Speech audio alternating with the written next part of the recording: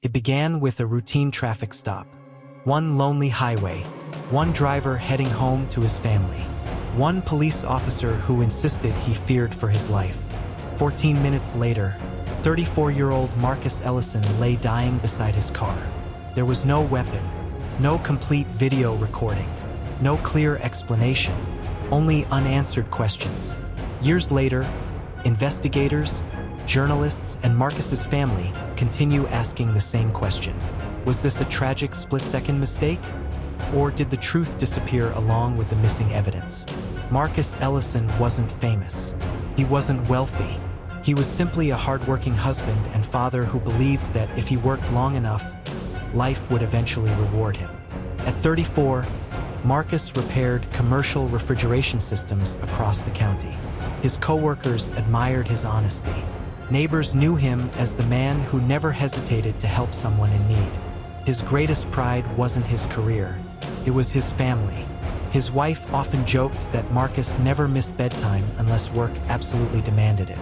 On one rainy Friday evening, work did demand it. A final emergency repair kept him on the road long after midnight. Before leaving the city, Marcus called home. "I'm about 20 minutes away." His daughter was already asleep. He promised he'd kiss her forehead when he arrived. He never got the chance. The rain grew heavier as Marcus drove along the isolated stretch of Highway 47. Almost no other vehicles shared the road. Then blue lights suddenly illuminated his rearview mirror. Marcus immediately slowed down. He activated his turn signal. He carefully pulled onto the shoulder. To him, it was nothing more than another routine traffic stop. Officer Daniel Brooks approached the driver's window. What happened during the next 14 minutes would eventually divide an entire nation. According to Officer Brooks, Marcus ignored repeated commands. He became aggressive. He reached toward the center console despite warnings to stop. Believing his life was in immediate danger, Brooks fired 3 shots. The official report described the shooting as lawful self-defense.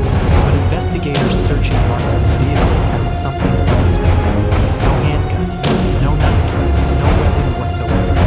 Instead, they recovered Marcus's cell phone, his lunch container, toolbox, and brightly wrapped birthday presents he had bought for his 8-year-old daughter. The physical evidence immediately raised disturbing questions. If Marcus had no weapon, what exactly had the officer seen? Investigators inspected the patrol car's dashboard camera to answer everything. Instead, created an even bigger mystery. The recording stopped less than 60 seconds after the traffic stop began. Officials blamed an equipment malfunction. Then investigators discovered something even stranger. Officer Brooks' body camera contained audio, but no video. Experts later testified that either malfunction was individually possible. Both failing during the same incident was extraordinarily uncommon. The most important moments of the encounter simply didn't exist, or so it seemed. Nearly 2 weeks later, investigators received an unexpected phone call. Linda Harper, a retired schoolteacher living across the highway, unable to sleep during the storm. She had watched the flashing emergency lights from her kitchen window. She couldn't clearly identify the people involved, but she distinctly remembered hearing one sentence repeated several times. "I'm reaching for my wallet." Again, "I'm reaching for my wallet." Then, 3 gunshots echoed across the fields. Her statement directly challenged portions of Officer Brooks' account. The defense argued distance made her testimony unreliable. Prosecutors believed it revealed exactly what happened. The truth remained impossible to prove. Months later, Marcus's widow searched his work truck while preparing to sell it. Hidden beneath the driver's seat, she discovered a small notebook. Inside were handwritten entries documenting previous traffic stops. Dates, times, officer names, badge numbers, brief descriptions of each encounter. Marcus had never accused anyone of wrongdoing. He had simply chosen to document every interaction. Investigators debated its significance. Was Marcus merely cautious, or had earlier encounters convinced him to keep a record just in case something ever happened? No one would ever know. The trial became one of the most closely watched cases in the state. Every day,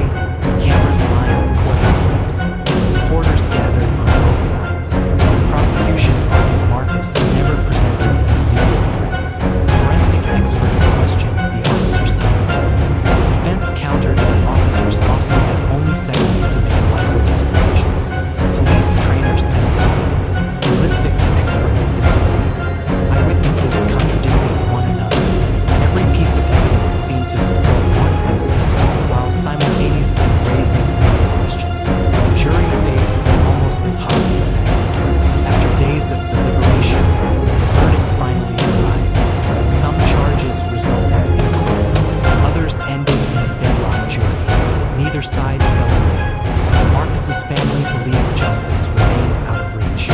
Officer Brooks insisted he had acted according to his training. Outside the courthouse, demonstrators continued demanding answers.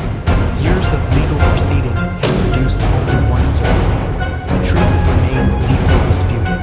Time moved forward, but Highway 47 never truly let go of that rainy night. Marcus's daughter eventually grew into adulthood. She still keeps the final voicemail her father left only minutes before the traffic stop. Investigative journalists continue reviewing the evidence. Independent experts still debate the missing recordings.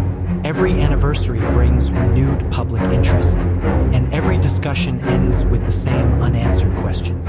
Why did two recording systems fail at the exact same moment? Why do witness accounts conflict so dramatically? Could the complete truth have disappeared forever?